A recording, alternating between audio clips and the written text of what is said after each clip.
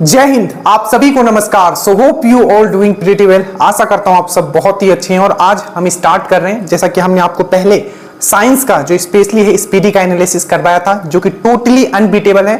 आपको उस तरीके का कंटेंट पूरे यूट्यूब में आप सर्च कर सकते हो, नहीं मिलेगा, क्योंकि उसके लिए मेहनत नहीं जान लगानी पड़ती है। और अब जो हम आपके लिए ला रहे हैं ये है आपका एनसीईआरटी का, ठीक है, कि जो एनसीईआरटी का केमिस्ट्री हम स्टार्ट यहां कर रहे हैं, क्योंकि जो बायोलॉजी है और जो बोटनी है हमने आपको डिटेल ऐप पे पढ़ा दिया है, नीचे लिंक है। अगर आपको बनना है दरोगा, मैं फिर से बता दूं, और अगर आप बीपीएससी का भी प्रिपेयर कर रहे हो तो सबसे पहले आप इस चैनल को सब्सक्राइब करो। और अगेन लिंक नीचे होगा, दरोगा बनना है अगर इस बार तो आप सब्सक्राइब कर लीजिए। चलिए स्टार्ट करते हैं। पेन पेपर आप लेके बैठिएगा, मैं फिर से कहूंगा पेन पेपर आपको लेके बैठना है, प्लस एक चीज और, चीजों को लिखते हुए चलना है और एकदम फोकस होके देखना है, क्योंकि अगर आपने मिस कर दिया, ठीक है, एक भी चीज, तो ना आप ये पढ़ पाओगे कहीं, ठीक है, तो आपको लॉस हो सकता है, ठीक है। तो इस चीज के लिए ध्यान रखिएगा। तो आज जो है केमिस्ट्री का हम लोग स्टार्ट करेंगे, केमिस्ट्री का, ठीक है, atomic structure, valency and chemical bonding, जितने भी इंपॉर्टेंट चीजें हैं हम लोग स्टार्ट करेंगे। और याद रखिएगा क्वेश्चंस के फॉर्म में मैं करवा रहा हूं, जहां समझाऊंगा चीजों को लिखते हुए चलिएगा। और केमिस्ट्री का जो डिटेल वीडियो आपके लिए बताया गया है, जो इंपॉर्टेंट पॉइंट्स हैं, वो वाला वीडियोस ऐप पे है, जाके देख लीजिए। देखिए, तो पहला क्वेश्चन है आपका, ठीक है, कि परमाणु के जो कक्ष होते हैं, ठीक है, परमाणु के जो कक्ष होते हैं, जो उस पे इलेक्ट्रॉन फिल होता है, तो कौन से सिद्धांत पे होता है, यहां ये पूछा जा रहा है। तो आपको याद रखना है, जो सिद्धांत है उसको हम लोग बोलते हैं अफबाउ प्रिंसिपल। कौन सा प्रिंसिपल? तो अफबाउ प्रिंसिपल पे क्या होता है, वो होता है। अब हमेशा याद रखना, जब भी आप केमिस्ट्री पढ़ते हो और एनसीईआरटी के कोई भी बुक पढ़ते हो, सार पढ़ते हो, तो आपको पढ़ना कैसे, जैसे कि देखिए यहां पूछा गया कि परमाणु के जो कक्ष होते हैं, दैट मीन जो सेल होता है, जब उसमें इलेक्ट्रॉन फिल होता है तो किस सिद्धांत पे होता है, तो अफबाउ प्रिंसिपल पे होता है। अब इसके साथ दो प्रिंसिपल हमेशा पूछा जाता है, एक अफबाउ प्रिंसिपल, एक हून रूल और एक पॉली एक्सक्लूजन। जल्दी से आप समझ लो ये तीनों क्या है, ठीक है। देखिए सबसे पहले अगर मैं बात करूं तो ये हो गया आपका केंद्रक, दैट मींस न्यूक्लियस, ठीक है। और इसके क्या होता है, ये सेल होता है, जिसको हम लोग कोष बोलते हैं, ठीक है। हमने आपको पढ़ाया है, नीचे लिंक होगा एनसीईआरटी वाला, ठीक है, वीडियो का लिंक होगा, प्लेलिस्ट आप देख लीजिएगा। तो ये होता है क्या, के एल, फिर से ये होता है आपका एम, ठीक है। अब जल्दी से समझो कि पहला क्वेश्चन पॉली एक्सक्लूजन क्या कहता है। तो पॉली एक्सक्लूजन, ठीक है, हमने अभी क्या पढ़ा था यहाँ, ये देखिए। तो पहला जो सिद्धांत हमने पढ़ा आपका अफबाउ, उसके बाद हम लोग क्या पढ़ेंगे, पॉली, और उसके बाद हम लोग क्या पढ़ेंगे, हुंड। तो सबसे पहले हम लोग बात करते हैं अफबाउ का, ठीक है। अफबाउ प्रिंसिपल क्या बोलता है, देखिए, तो अफबाउ प्रिंसिपल जो है, ठीक है, अफबाउ प्रिंसिपल जो है क्या बोलता है, देखिए, अफबाउ प्रिंसिपल ये बोलता है कि जब इलेक्ट्रॉन फिल होगा, ठीक है, तो सबसे पहले वो लो एनर्जी वाला में फिल होगा, मतलब पहले वो के में होगा सॉरी, एक्चुअली इतना ट्यूब लगा होता है ना, आपको पता नहीं है, ठीक है, आपको नहीं दिख रहा होगा क्योंकि इतने सारे ट्यूब है ऊपर में। डेफिनेटली है कि ये ठीक नहीं है, बट देखते हैं आगे क्या किया जाए। देखिए, तो के हो गया, ठीक है, के हो गया, आप याद रखिएगा, के एल एम, ठीक है। तो अफबाउ प्रिंसिपल क्या बोलता है, अफबाउ प्रिंसिपल ये बोलता है कि जब भी इलेक्ट्रॉन फिल होगा तो सबसे पहले लो एनर्जी में फिल होगा, उसके बाद उससे ज्यादा वाले एनर्जी में, और उससे बाद उसके ज्यादा वाले एनर्जी में। तो यही अफबाउ प्रिंसिपल क्या बोलता है। तो क्वेश्चन पूछा जाएगा कि जो इलेक्ट्रॉन का जो फिलिंग होता है, ठीक है, सेल में, सेल मतलब कोष, तो इलेक्ट्रॉन का जो फिलिंग होता है सेल में, वो किस सिद्धांत पे फिल होता है, तो आपको याद रखना है अफबाउ प्रिंसिपल पे होता है। दूसरा होता है आपका पॉली एक्सक्लूजन। क्या मैंने बोला, पॉली एक्सक्लूजन। अब यहां ध्यान दो, देखो, तो ये है आपका के, ये है एल, ये है एम, ये सब क्या है, आपके सेल है, कोष है। अब कोष में भी क्या होता है, आपका उपकोष होता है, जिसमें क्या होता है, इलेक्ट्रॉन आपके फिल किए जाते हैं। तो पॉली बोलता है, ठीक है, कि किसी भी एक एटम के लिए, क्या मैंने बोला, किसी भी एक एटम, एटम मतलब परमाणु, तो किसी भी एक एटम के लिए, ठीक है, अगर उसका 2 इलेक्ट्रॉन है तो कभी भी इस 2 इलेक्ट्रॉन का 5, जो हम लोग ने क्वांटम नंबर पढ़ा है, हमने कौन सा क्वांटम नंबर पढ़ा है, मैंने आपको बताया था PAMS, 4 क्वांटम नंबर हमने पढ़ा, याद रखिएगा। क्वांटम नंबर कितना होता है, हमने 5 बोलते, क्वांटम नंबर हमेशा 4 होता है। तो पॉली एक्सक्लूजन बोलता है क्या, कि कभी भी, ठीक है, एक एटम का 2 इलेक्ट्रॉन का ये जो 4 क्वांटम नंबर है वो कभी भी इक्वल नहीं हो सकता है। पहला क्या होता है, principal quantum number, azimuthal quantum number, magnetic quantum number और स्पिन क्वांटम नंबर। इसको भी हमने पढ़ाया हिंदी इंग्लिश दोनों में, ठीक है, आप जाके अच्छे से समझ लेना। तो ये हो गया अफबाउ, ये हो गया आपका पॉली, और एक होता है आपका हुन रूल। तो हुन रूल क्या बोलता है कि जब भी इलेक्ट्रॉन फिल होगा, मान लीजिए ये आपका ऑर्बिटल है, ठीक है, तो पहले जब भी इलेक्ट्रॉन फिल होगा वो सिंगली फिल होगा, ठीक है, उसके बाद वो डबल फिल होगा। तो ये बोलता है, तो मेरे साथ फिर से रिपीट करो। सबसे पहले जो हम लोग पढ़ते हैं वो 3 रूल पढ़ते हैं। सबसे पहला हमने आपको क्या बताया, अफबाउ प्रिंसिपल। अफबाउ प्रिंसिपल क्या बोलता है कि जो इलेक्ट्रॉन जो है आपके सेल में, ठीक है, किस तरीके से फील होंगे और किस तरीके से फील होंगे, जिस सेल का एनर्जी सबसे कम होगा उसमें सबसे पहले इलेक्ट्रॉन फील होगा, मतलब सबसे पहले इसमें होगा K में, उसके बाद L में, उसके बाद M में। तो ये कौन बताता है, ये बताता है आपका अफबाउ प्रिंसिपल। दूसरा हमने क्या बताया, पॉली एक्सक्लूजन। पॉली एक्सक्लूजन क्या बताया कि किसी भी एक एटम के लिए, ठीक है, उसके 2 इलेक्ट्रॉन के कभी भी ये चारों quantum number, principal quantum number, magnetic quantum number, principal quantum number, azimuthal quantum number, magnetic quantum number, spin quantum number, ये कभी समान नहीं होंगे। ये चारों क्वांटम नंबर किसी भी 2 इलेक्ट्रॉन के लिए समान नहीं होंगे एक ही एटम के, ठीक है। और लास्ट वाला मैंने क्या बोला, हुंड रूल मैंने बताया। हुंड रूल मैंने क्या बताया कि जब भी इलेक्ट्रॉन फील होगा पहले वो सिंगली फील होगा और उसके बाद वो डबल फील होगा, याद रखिएगा, ठीक है, बहुत इंपॉर्टेंट है। अब देखो, तो ये हो गया कि परमाणु के कक्ष में भरने का क्रम, ठीक है, किसके द्वारा नियंत्रित होता है, तो अफबाउ प्रिंसिपल पे होता है। उसके बाद आपने पॉली पढ़ा और हुंड भी पढ़ लिया, ठीक है। अब देखिए उसके बाद है आपका कि वे तत्व जिनका परमाणु संख्या जेड, परमाणु संख्या, देखो परमाणु संख्या मतलब होता है एटॉमिक नंबर और आपका द्रव्यमान संख्या मतलब होता है आपका मास नंबर, ठीक है। तो बोला है यहां कि तत्व जिनका परमाणु संख्या जेड और द्रव्यमान संख्या ए भिन्न हो परंतु उनकी नाभिक में न्यूट्रॉन जो हो, ठीक है, समान हो, तो उसको क्या बोलते हैं, तो सम न्यूट्रॉन बोलते हैं, आइसो न्यूट्रॉन। अब यहां ध्यान से समझना जो मैं आपको समझाने जा रहा हूं, ठीक है, ये बहुत इंपॉर्टेंट चीज है जो मैं आपको बता रहा हूं। अब देखो सबसे पहला होता है, एक होता है आइसोटॉप जिसको हम लोग बोलते हैं समस्थानिक, आइसोटॉप, ठीक है। दूसरा होता है आपका आइसोबार, क्या, आइसोबार, जिसको हम लोग बोलते हैं संभारिक। और एक होता है आपका आइसोटोन, ठीक है। तो जो आपका आइसोटॉप है जिसको हम लोग बोलते हैं क्या, आपका समस्थानिक। अब ध्यान से समझना, मान लीजिए कोई भी एक तत्व है, ठीक है, कोई भी एक तत्व है, अगर इस तत्व का, तत्व मतलब एलिमेंट, ठीक है, तो मैं यहां लिखता हूं इस तरीके से, देखिए, तो अगर इसका एटॉमिक नंबर, अब देखो ये लिखता है एटॉमिक, ये होता है एटॉमिक नंबर और ये ऊपर होता है आपका, सॉरी, ये जो ए हमेशा देखना एकदम, इससे भी क्वेश्चन पूछे जाते हैं, ए आपका यहां लिखा आता है। तो ये वाला जो होता है आपका एटॉमिक नंबर, एटॉमिक नंबर मतलब आपका परमाणु संख्या और मास नंबर मतलब द्रव्यमान संख्या। तो ये होता है आपका एटॉमिक नंबर और ये होता है आपका मास नंबर। ये कोई एक मैंने एलिमेंट ले लिया, तत्व ले लिया। अब ध्यान समझना, ये भी एक्स है, ये भी एक्स है। मान लीजिए, ठीक है, कि आपका जो ये जेड है और ये जेड है, ये आपका ए है और ये आपका ए है। ये Z1 मैंने लिख दिया, ये Z2 लिख दिया, A1 लिख दिया, ये A2 लिख दिया, ठीक है। अगर आपका Z1 इक्वल टू Z2 हो जाता है, दैट मीन्स आपका एटॉमिक नंबर सेम हो जाता है, ठीक है, बट आपका जो मास नंबर है A1 is not equal to A2 हो जाता है, तब ये क्या हो जाएगा, ये हो जाएगा आपका आइसोटॉप। क्या हो जाएगा, आइसोटॉप। दैट मींस ये हो जाएगा आपका समस्थानिक। दैट मींस आपका जब एटॉमिक नंबर सेम है बट मास नंबर डिफरेंट है तो क्या हो जाएगा आपका, ये हो जाएगा आइसोटॉप, जिसको हम लोग बोलते हैं समस्थानिक, ठीक है। अब यहां ध्यान से देखना, ठीक है। अब अगर मैं बोलता हूं कि एटॉमिक नंबर सेम हो जाना मतलब इन दोनों में x और ये भी x है, ठीक है, तो इन दोनों का क्या सेम हो जाएगा, तो याद रखना एटॉमिक नंबर सेम हो जाना मतलब जो ये आपका ये वाला x है और ये वाला x में जो है दोनों में आपका प्रोटॉन इक्वल हो जाएगा दोनों का, प्लस इन दोनों का इलेक्ट्रॉन इक्वल हो जाएगा। मतलब इसमें जितना प्रोटॉन है इसमें भी उतना ही प्रोटॉन होगा, इसमें जितना इलेक्ट्रॉन है उसमें भी इतना ही इलेक्ट्रॉन होगा। क्यों, क्योंकि हम लोग एटॉमिक नंबर मतलब ही होता है कि उस एटॉम में, ठीक है, कितना प्रोटॉन है, समझ में याद रखिएगा। और number of proton equal to हमेशा नंबर ऑफ इलेक्ट्रॉन होता है। अब बोलोगे क्यों, क्योंकि जो भी एटम होता है वो हमेशा इलेक्ट्रिकली न्यूट्रल होता है। क्वेश्चन बनेगा कि जो भी एटम होता है वो कैसा होता है, तो इलेक्ट्रिकली न्यूट्रल होता है, विद्युत रूप से वो हमेशा न्यूट्रल होता है, उस पर कोई चार्ज नहीं होता। एक एक पॉइंट से क्वेश्चन आपके बनेंगे, एग्जाम में जब आप बैठोगे तब आपको समझ में आएगा कि सर क्या पढ़ा रहे थे, अगर अभी ध्यान से अगर आप नहीं पढ़ोगे तो, ठीक है। तो ये हो गया आपका आइसोटॉप। अब आते हैं हम लोग संभारिक, दैट मींस आइसोबार में आता है, सेम चीज है बट यहां क्या होगा आपका, याद रखिएगा, यहां जो है आपका A1 इक्वल टू A2 हो जाएगा, ठीक है, A1 इक्वल टू A2 हो जाएगा, but Z1 is not equal to Z2 होगा। दैट मींस, ठीक है, जो आपका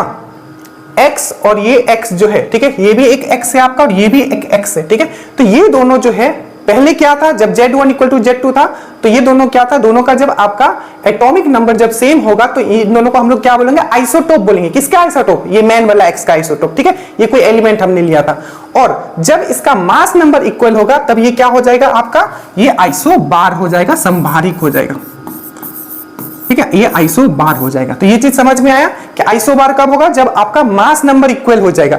मास नंबर इक्वल होना मतलब प्रोटॉन प्लस न्यूट्रॉन, जो इसका है ये x1 का, ठीक है, और ये x2 का, ठीक है, equal to proton plus neutron इसका। मतलब मास नंबर इक्वल होना मतलब प्रोटॉन प्लस न्यूट्रॉन जो x1 का है और प्रोटॉन प्लस न्यूट्रॉन जो x2 का है वो दोनों इक्वल हो गया। समझ में आया। और हमने आइसोटॉप में क्या बताया, आइसोटॉप में क्या होता है, आपका एटॉमिक नंबर इक्वल हो जाता है, मतलब नंबर ऑफ प्रोटॉन सिर्फ इक्वल होगा दोनों में, नंबर ऑफ इलेक्ट्रॉन सिर्फ इक्वल होगा। बट जब हम लोग आइसोबार का बात करते हैं, संभारिक का बात करते हैं, तो आपका प्रोटॉन प्लस न्यूट्रॉन जो आपका x1 का है वही आपका प्रोटॉन प्लस न्यूट्रॉन आपका x2 का है। ये बहुत बारीकी से चीजें बता रहा हूं, अगर मैं क्वेश्चंस यही 2-3 आपको स्टेटमेंट बेस बन सकते हैं। तो ये हो गया आपका आइसोबार, संभारिक, ये हो गया आपका आइसोटॉप। और आइसोटोन क्या होगा, सिंपल, इसमें क्या होता है कि आपका जो x1 और x2 है, ठीक है, x1 और जो x2 है, इन दोनों का जो इलेक्ट्रॉन का जो संख्या है, सॉरी, जो आपका न्यूट्रॉन का जो संख्या है वो इक्वल हो जाएगा। बस आइसो न्यूट्रॉन में बस इतना याद रखना है कि उसमें सिर्फ न्यूट्रॉन की संख्या इक्वल होता है। अगर अभी तक आपने नोट नहीं बनाया तो बहुत बड़ा गलती कर रहे हो, जल्दी से इसका अपना नोट बनाइए, स्क्रीनशॉट ले लीजिए, ठीक है। चलिए, जो समझाने वाला तो हम समझा दे रहे हैं क्योंकि कोई समझाएगा नहीं फिर आपको ये चीजें। देखिए, तो ये हो गया, आप रूल समझ गए, अपवाव क्या होता है, हुंड क्या होता है, पॉली क्या होता है, आपने वो समझा। फिर से आपने ये समझा कि आपका आइसोटॉप क्या होता है, डेट मींस आपका समस्थानिक क्या होता है। उसके बाद आपने ये समझा कि आइसोबार क्या होता है, संभारिक क्या होता है। उसके बाद आपने समझा कि सम न्यूट्रॉनिक क्या होता है, डेट मींस आइसो न्यूट्रॉन्स क्या होता है, ठीक है। यहां तक समझ में आया। तो ये आपका हो गया, ये हो गया, ठीक है। अब हम लोग आते हैं यहां, देखिए, रासायनिक तत्वों के परमाणु के संदर्भ में चुंबकीय, अभी मैंने आपको बताया था संख्या का संबंध किससे। देखिए, हमने आपको 4 क्वांटम नंबर, सबसे पहले तो आपको यह समझना चाहिए कि क्वांटम नंबर के बारे में मैंने आपको बताया था। अब मैंने आपको किस तरीके से ट्रिक बताया था, पाम याद रखना, ये पाम है, पाम, ठीक है। देखो,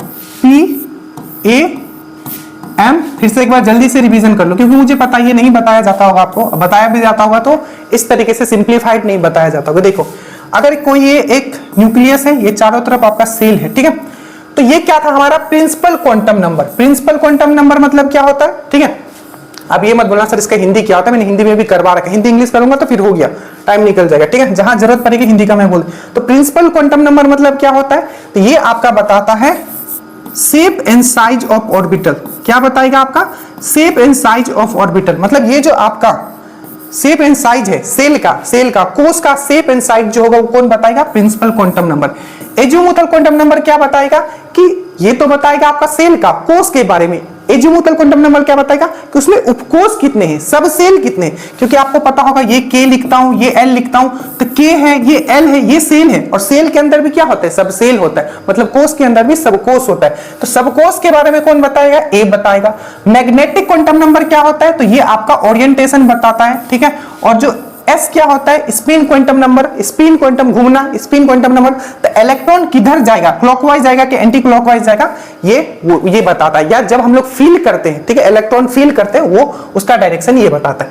तो principal quantum number, azimuthal quantum number, magnetic quantum number और स्पिन क्वांटम नंबर। फिर से मेरे साथ बोलो, प्रिंसिपल क्या बताता है आपका, जो ये सेल है, सेल का साइज क्या होगा और शेप क्या होगा। एजीमुथल क्वांटम नंबर क्या बताता है कि जो सेल में कितने सब सेल होंगे, और एम क्या बताता है, मैग्नेटिक क्वांटम नंबर विन्यास बताता है, दैट मींस ओरिएंटेशन बताता है। और स्पिन क्वांटम नंबर, स्पिन मतलब घूमना, किधर घूमेगा वो ये बताता है, ठीक है।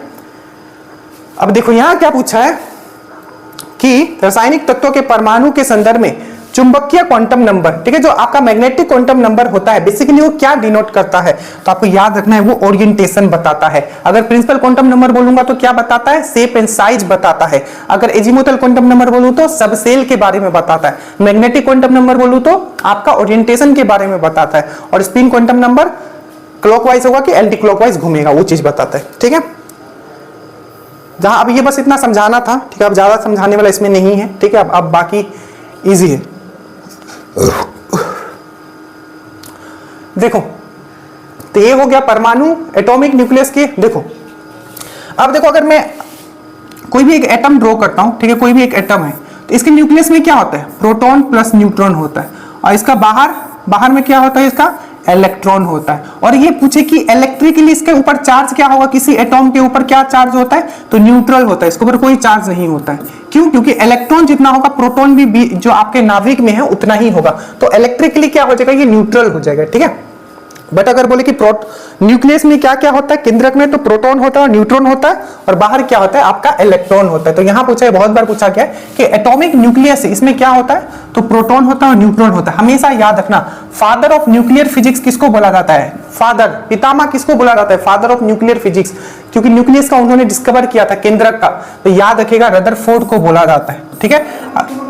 और रदरफोर्ड को अगर मैं बोलूं, ठीक है, तो जो अल्फा बीटा, ठीक है, अब ध्यान रखिएगा, सबसे पहले न्यूक्लियस का डिस्कवर किसने किया, तो रदरफोर्ड ने किया, ठीक है, इसलिए इनको फादर ऑफ न्यूक्लियस बोला जाता है। दूसरा, अल्फा और बीटा का आपने रेडियोधर्मिता पढ़ा होगा, रेडियो एक्टिविटी, उसमें अल्फा और बीटा का डिस्कवर किसने किया था, तो आपका रदरफोर्ड ने किया था। उसके बाद नाइट्रोजन जो गैस होता है उसका डिस्कवर किसने किया था, तो रदरफोर्ड ने किया था, याद रखना ये सब चीज। और प्रोटॉन का डिस्कवर किसने किया था, तो गोल्डस्टीन ने किया था, पर प्रोटॉन का नामकरण किसने किया था, तो आपका रदरफोर्ड ने किया था। ये सब आपको क्वेश्चंस पूछे जाएंगे। अब नीचे आइए, ऐसे परमाणु जिनमें प्रोटॉन इलेक्ट्रॉन संख्या समान परंतु न्यूट्रॉन की संख्या भिन्न हो। अब थोड़ा सा दिमाग लोगों को क्या बोल रहा है, ऐसे परमाणु, ठीक है, जिसमें प्रोटॉन और इलेक्ट्रॉन, मैंने क्या बताया था, प्रोटॉन और इलेक्ट्रॉन किस में सेम होता है, आइसोटोप में। आइसोटोप मतलब समस्थानिक में।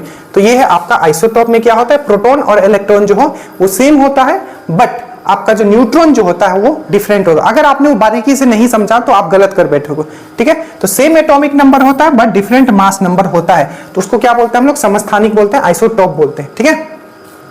उसके बाद ये देखिए, हीलियम के नाभिक में क्या होता है, तो याद रखिएगा हीलियम के नाभिक में क्या होता है, 2 प्रोटॉन होगा और 2 न्यूट्रॉन होगा। क्यों? क्योंकि हीलियम का जो एटॉमिक नंबर होता है, एटॉमिक नंबर मतलब परमाणु संख्या, वो कितना होगा, 2 होगा। अगर परमाणु संख्या 2 है मतलब क्या, प्रोटॉन 2 है, ठीक है, और क्या, इलेक्ट्रॉन 2 है, ठीक है, और न्यूट्रॉन भी 2 है, ठीक है।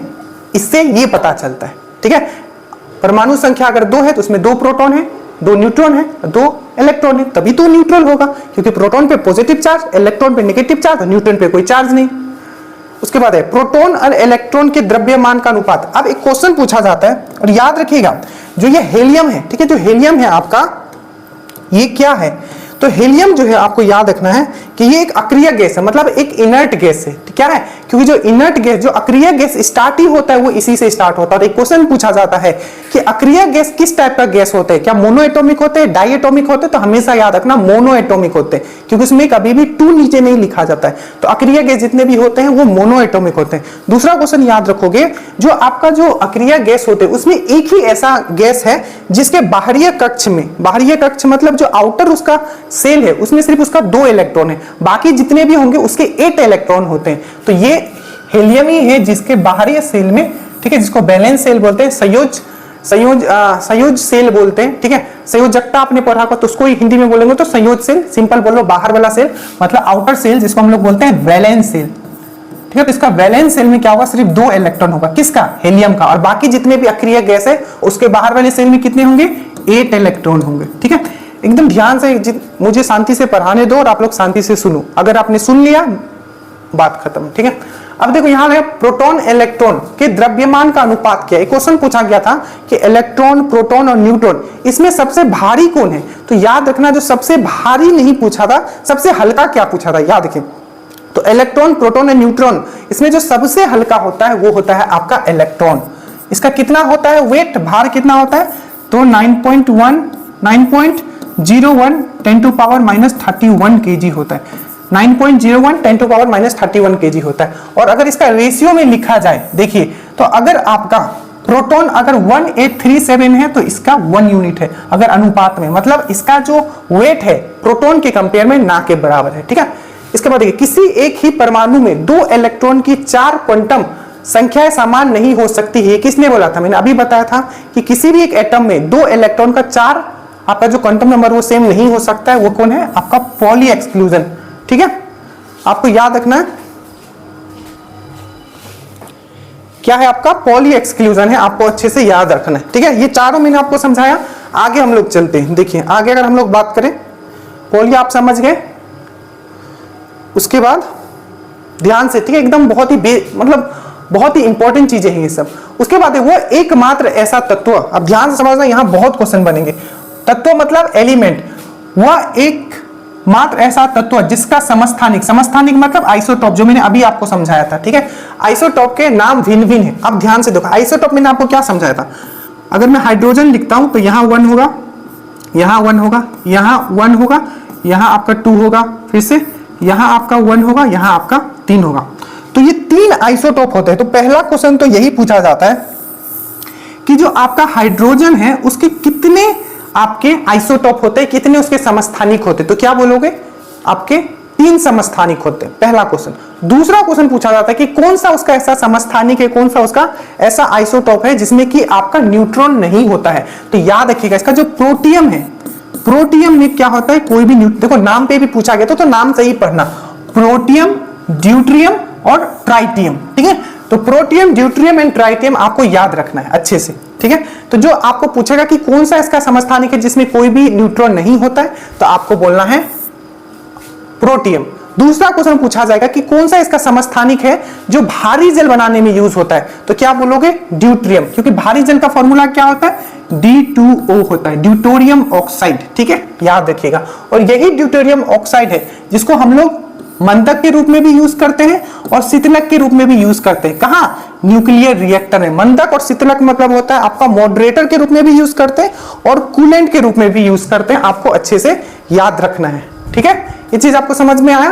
तो ड्यूट्रियम से क्या पूछा जाता है कि कौन सा ऐसा समस्थानिक है आपका हाइड्रोजन का जो आपका भारी जल बनाने में यूज होता है, तो आपको यह बोलना है ड्यूट्रियम।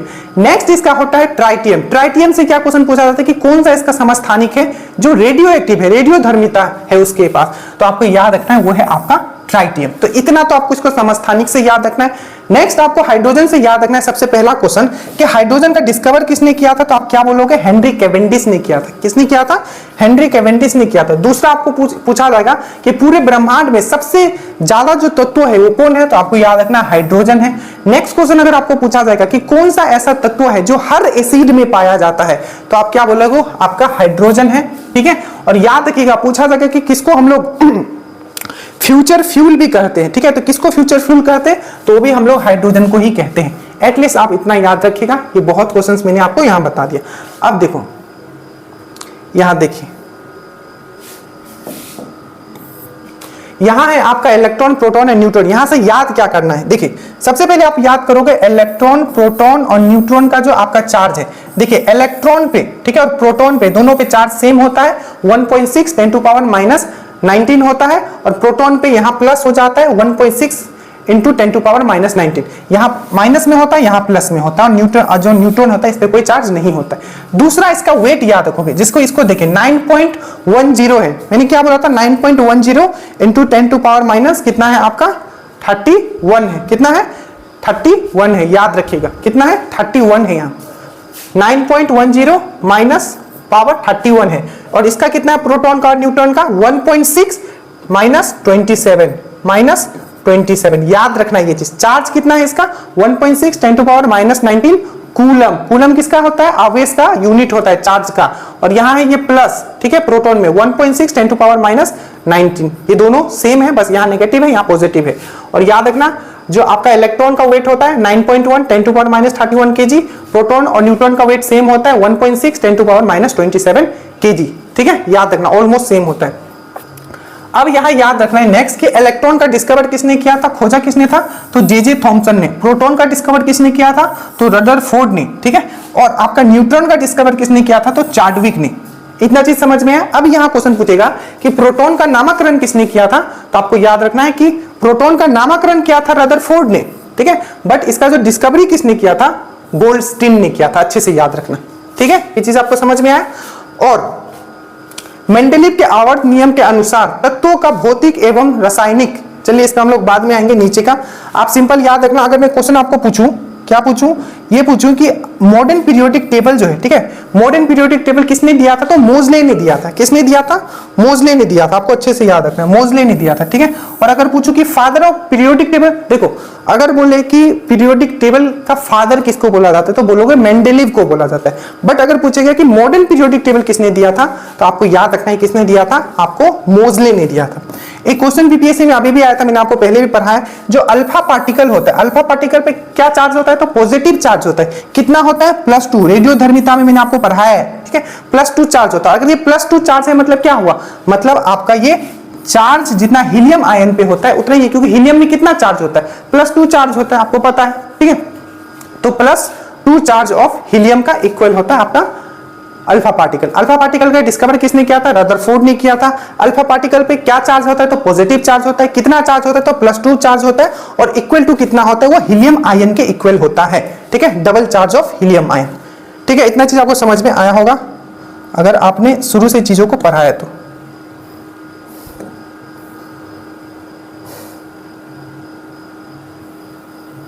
उसके बाद हम लोग यहां आते हैं,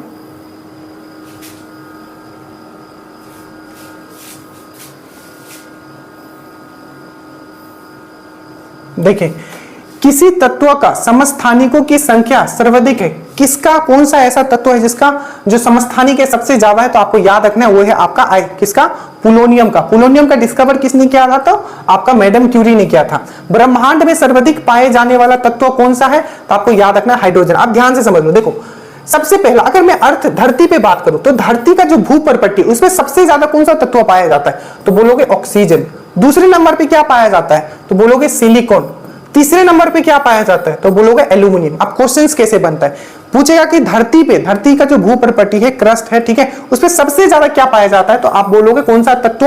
तो बोलोगे ऑक्सीजन। हमारे बॉडी में भी सबसे ज्यादा क्या पाया जाता है? तो बोलोगे ऑक्सीजन। बट अगर पूछेगा कि धरती पे सबसे ज्यादा तत्व कौन सा पाया जाता है तब तो आप बोलोगे ऑक्सीजन।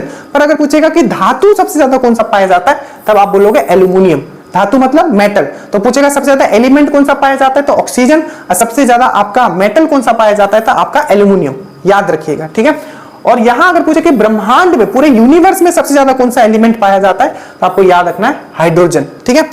और याद रखिएगा एल्यूमिनियम जो है, ठीक है, एल्यूमिनियम एंड जिंक, हमेशा ये दो क्वेश्चन पूछा जाता है। कौन सा ऐसा दो मेटल है, कौन धातु है जो एम्फोटेरिक ऑक्साइड, ये वर्ड आपको याद रखना है, इंग्लिश में ही याद रखना है, इंग्लिश हिंदी कुछ नहीं है इसमें।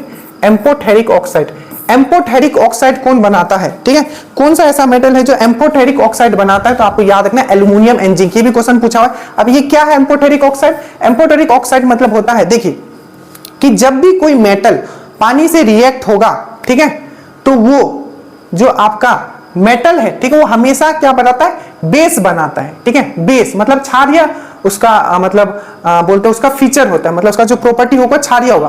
कोई भी मेटल होगा तो अगर मेटल ऑक्साइड बनाएगा तो वो क्या होगा? क्षारीय होगा नेचर में, ठीक है। और अगर कोई भी नॉन मेटल अगर ऑक्साइड बनाएगा तो वो अम्लीय होगा नेचर में। समझ में आया? मतलब कि मेटल जो ऑक्साइड होता है वो हमेशा क्या होता है? आपका क्षारीय होता है, ठीक है, मतलब एल्केलाइन होता है। बट अगर नॉन मेटल का अगर ऑक्साइड बनता है तो वो हमेशा क्या होगा? अम्लीय होगा, मतलब एसिडिक होगा। बट कुछ ऐसे मेटल होते हैं जैसे कि एल्युमिनियम हो गया, जिंक हो गया, जब ये ऑक्साइड बनाएंगे तो ये इनका नेचर एसिडिक भी होता है और आपका बेसिक भी होता है, ठीक है। इसीलिए इसको एम्फोटेरिक ऑक्साइड बोलते हैं, ठीक है। एल्युमिनियम से एक पॉइंट और याद कर लीजिए, एल्युमिनियम, चलिए बहुत इसमें हो जाएगा फिर, ठीक है। उसके बाद देखिए कि रासायनिक यौगिक की सबसे छोटी इकाई, याद रखना केमिकल कंपाउंड का जो सबसे छोटा इकाई है उसको हम लोग क्या बोलते हैं? अणु बोलते हैं, ठीक है। तत्वों का गुणधर्म किससे निर्धारित होता है? आप यहां बहुत ध्यान से सुनना, ठीक है, जो मैं बताने जा रहा हूं। देखो कोई भी तत्व है, कोई भी एलिमेंट है, ठीक है, उसका जो केमिकल प्रॉपर्टी है चाहे फिजिकल प्रॉपर्टी है, बेसिकली वो डिपेंड किस पे होगा?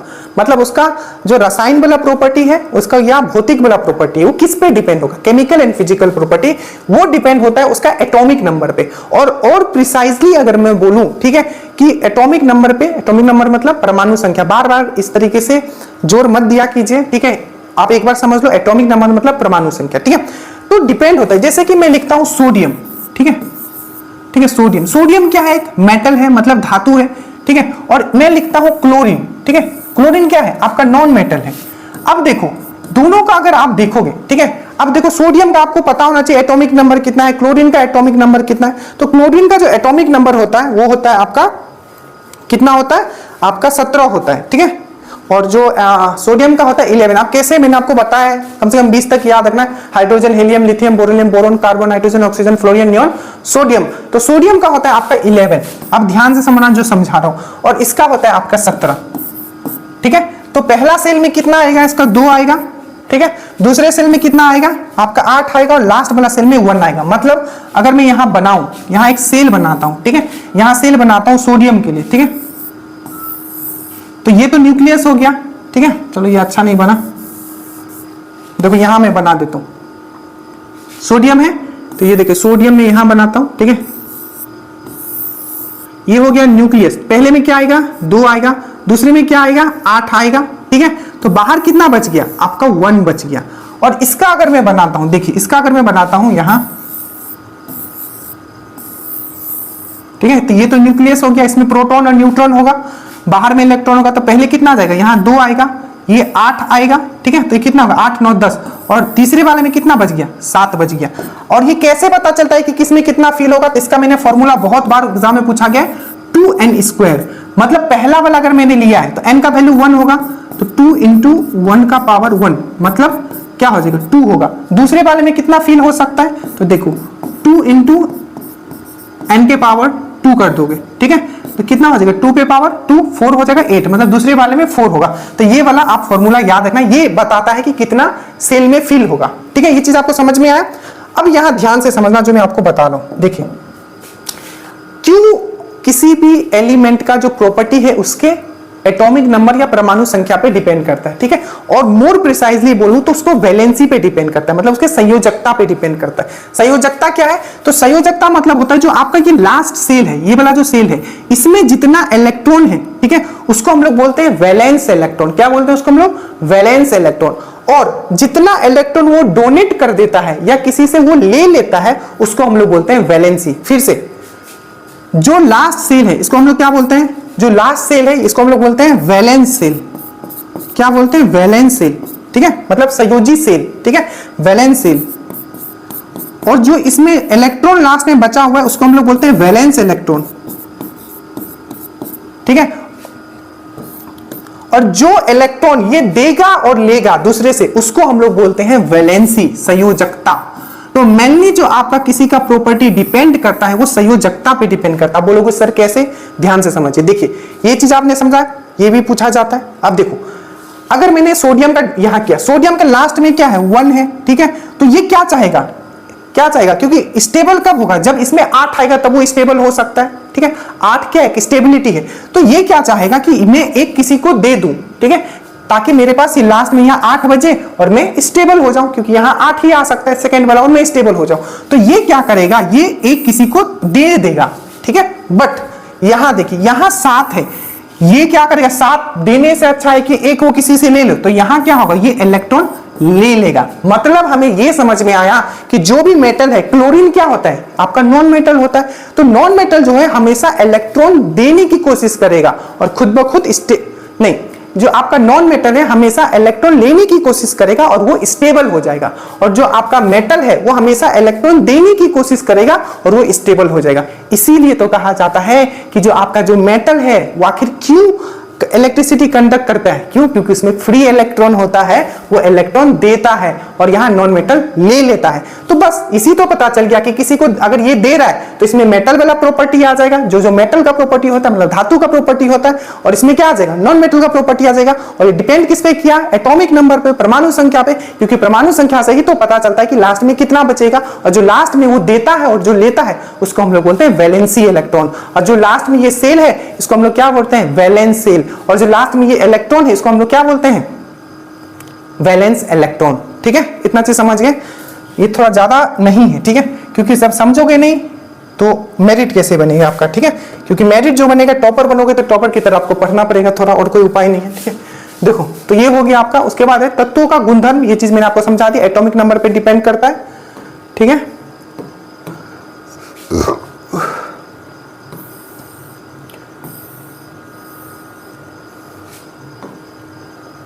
उसके बाद किस मॉडल को आधुनिक भौतिक का आधारशिला माना जाता है, मतलब मॉडर्न केमिस्ट्री का जो बेस माना जाता है किस मॉडल को, तो नील बोर के मॉडल को माना जाता है। डायरेक्टली आप याद रखिएगा, ठीक है। नील बोर, इन्होंने भी एटम का मॉडल दिया था, अलग अलग लोगों ने दिया था, मैं बता दूंगा किसने क्या दिया था, बस उतना याद रख लेना।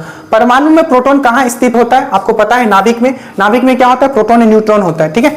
आधुनिक आवर्त सारणी किसके द्वारा प्रस्तुत किया गया था, तो मोजले के द्वारा किया गया था। कब किया गया था, 1913 में किया गया था। और फादर ऑफ पीरियोडिक टेबल किसको बोला जाता है, तो मेंडलीव को बोला जाता है। एक होता है वैद्युत संयोजी, दैट मींस इलेक्ट्रिकल बॉन्ड, और एक होता है सहसंयोजी बंधन, that means covalent bond. Electrical bond में क्या होता है, याद रखिएगा, ये चीज मैंने बताया, इलेक्ट्रॉन का ट्रांसफर होता है, ठीक है, इलेक्ट्रिकल बॉन्ड में, जिसको हम लोग आयोनिक बॉन्ड भी बोलते हैं, ठीक है। क्या होता है, उसमें इलेक्ट्रॉन ट्रांसफर होता है। पर जो संयोजी बंधन होता है, इसमें क्या होता है, इलेक्ट्रॉन का शेयर होता है। हमेशा इलेक्ट्रिकल बॉन्ड जो है आपका किसमें बनता है, मेटल में बनता है। पर जो संयोजी बंधन ये हमेशा मैक्सिमम कहां बनता है, तो आपका ये नॉन मेटल में बनता है, ठीक है। और ये दोनों बंधन कहां पाया जाता है, तो SO2 में पाया जाता है, सल्फर डाइऑक्साइड। और याद रखिएगा NO2 और SO2, मैंने क्या बोला, NO2 और SO2 जो होता है ये क्या होता है, ये आपका एसिड रेन के लिए रेस्पॉन्सिबल होता है। बहुत बार क्वेश्चन पूछा गया है, जो NO2 है और SO2 है किसके लिए रेस्पॉन्सिबल होता है, तो आपका एसिड रेन के लिए। और SO2 में क्या होता है, दोनों होता है, इलेक्ट्रिकल बॉन्डिंग भी होता है और उसमें आपका कोवैलेंट बॉन्डिंग भी होता है। ये चीज आपको याद रखना है, ठीक है।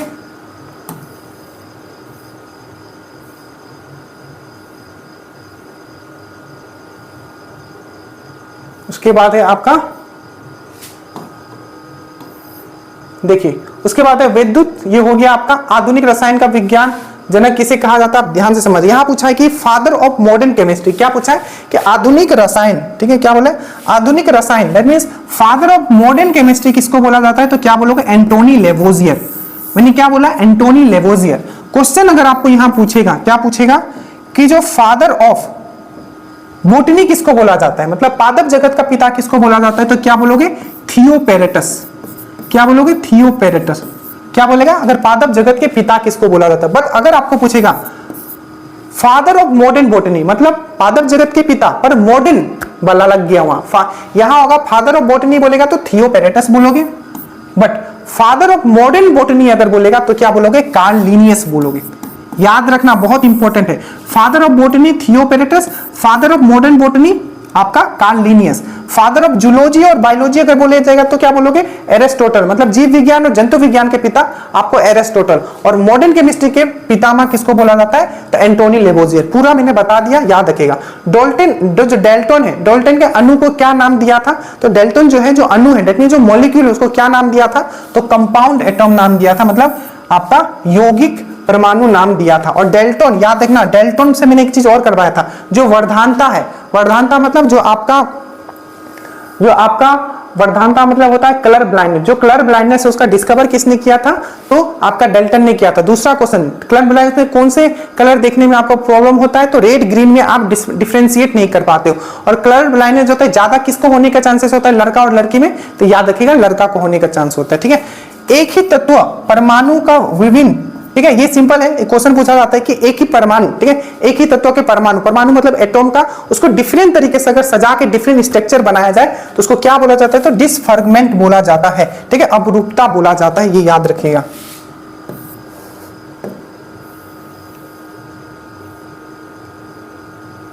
ठीक है, अब ये देखो बहुत इंपॉर्टेंट क्वेश्चन है कि जो बंधन कोण होता है, दैट मींस जो बॉन्ड एंगल होता है, ठीक है, अब डायरेक्टली याद रखना कि बॉन्ड एंगल जो होता है सबसे ज्यादा कौन से यौगिक में होता है, तो बंधन कोण अधिकतम किस अणु में होता है, तो याद रखना किसके अणु में, किसके यौगिक में सबसे ज्यादा होता है, तो याद रखना CO2। CO2 में क्या होता है, सबसे ज्यादा बॉन्ड एंगल होता है। और याद रखिएगा जो सबसे खतरनाक कोई ग्रीन हाउस गैस है, ठीक है, हरित लवक गैस है, ग्रीन हाउस गैस जो सबसे कोई खतरनाक है, तो कार्बन डाइऑक्साइड ही है। इसीलिए सब लोग अपने देश में क्या बोलते हैं कि कार्बन क्रेडिट कम करना है, तो सबसे खतरनाक ये भी क्वेश्चन पूछा गया, ठीक है। हाइड्रोजन हैलाइड का बंधन आयनिक, देखो जो हाइड्रोजन हैलाइड होता है, ठीक है, इसका देख लो कि उसका जो बंधन में पावरफुल क्या हो।